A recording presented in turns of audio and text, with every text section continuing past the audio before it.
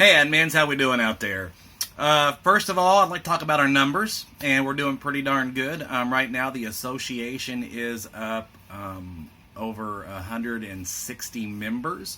That's still mostly because of new applications. We're doing really good at bringing some new members in. The bad part is we're not keeping the retention. The retention for the state right now is still at 65%. That's not very good. Conversely, let's talk about those numbers north versus south. We're doing pretty good. We're actually up over 100 members, so that kind of shows you out of 160, we're up well over 100 that we're doing our fair share of getting new applications. Where the north is beating us, though, they're at 69% retention, and we're at 62. That's where the 65 kind of comes in the average there. We've got to do better on retention, folks. And again, I know that it seems like I complain a lot about that. But I'm going to go back to, I know it's women that we're losing that don't realize they have to pay lodge dues, and they've expired. I know there are some women out there that are mad about it, but I also guarantee there are women out there that would be willing to pay. They just don't realize because they don't see Facebook, they don't read their international magazine, and they don't come in the lodge very often. But we still want to keep those as members because that money does help Mooseheart and Moose Haven, so we want to remember that. On my travels, what I'm seeing is a couple different things, and kind of goes into this. I'm not seeing the current state officers list up in the offices. Administrators, you need to have those printed up. If you don't email me, I'll send you another copy. Of course, that'll be changing again in October because some officers will be changing around. Some people will be stepping up. Some chairpersons will be changing at that time. But I get too many phone calls and texts because they want somebody's email when they should already have them. So if you do not have that officer's list up in the office, and most people that I've been in their office and seen it, I've made a comment to them, but this is just a reminder, send me an email. I will send you that form. Why I'm saying that, if you are a lodge and you don't have, your officers aren't doing any retention, you don't have a lodge Moose Legion committee going on, and they should be helping if you have one of those, you can send expired list to the higher degrees chairperson, Chastity Smoot. And she send that out to the Council of Higher Degrees, North, Central, and South, and they will make those retention phone calls. But you've got to pull up the expired list with either the person's full address and or with the phone number. The phone number is probably the more important thing on there, but emails and everything. Send them that list, and they will work as a team to try to make those retention calls. So we need to be working on that desperately. Also, what I'm not seeing in the lodges, again, is the important dates list.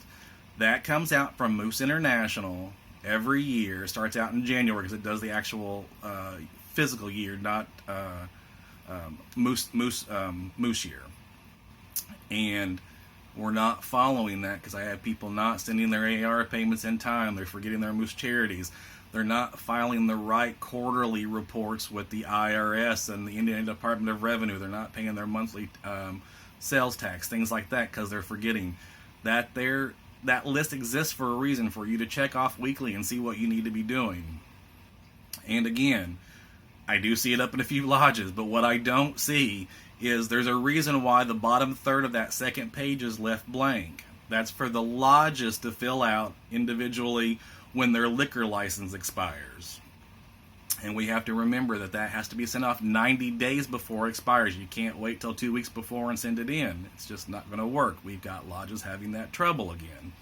But you put your liquor license on there, your gaming license on there, your entertainment permit license, all those things that have unique dates to your lodge specifically, and they need to be written down as reminders, and we're just not doing it. It seems like we've gotten a little lazy after COVID and shut down, and now things are getting back to normal, and we're not following those proper procedures. We're just getting lackadaisical on some of that stuff.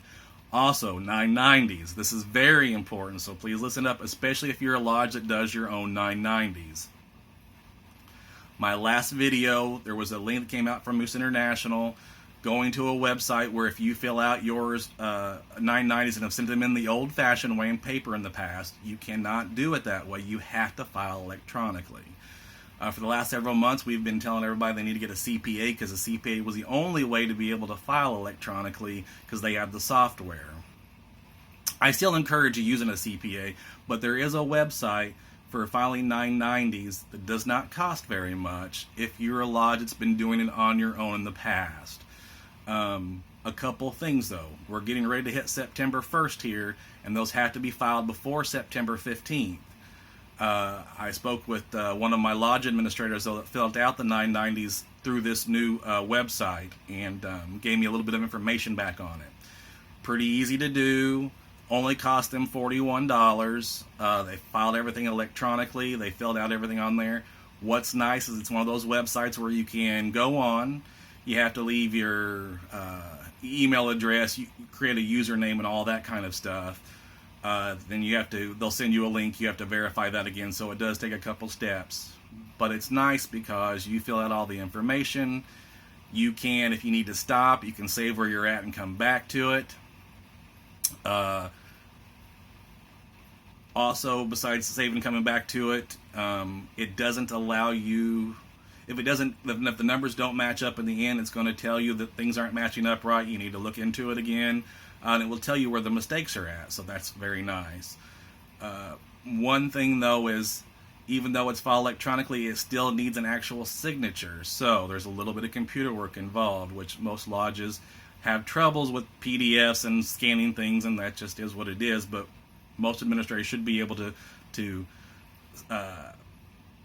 scan a PDF or something. But anyways, the process is you send everything's electronic, but the last page of signature, you have to print off a page, sign it, copy it, and send it back with the signature on it. That is taking, they say, at least 2 or 3 days to do, is what they say on the website. So if you're going to use this system, you cannot wait till the last couple of days. You need to do it within this next week. Again, most lodges have worked on their 990s on some degree. When they are done and filed, if you have a CPA doing it, yes, you have to sign those paperwork and then mail stuff off. You should be keeping a copy in the lodge. So there should be 2 copies. If the CPA doesn't give you 2 copies, make copies of it before you mail it off, because you should have a copy in your lodge. Also, the top page has to be copied, and that can be a picture, that can be a scan or a PDF, and then it needs to be sent to the 990 chairman so we can keep track of who's done and who's not done. Again, that 990 chairperson is written on the state officers list, and that's Rusty Shields from Bloomington 1081. You need to send him a copy, just the top copy, that way he knows it's been filed. That's it. I tried to keep it short, it went about 8 minutes. You guys have a good day, and I appreciate everything you do. Take care. Have a good day.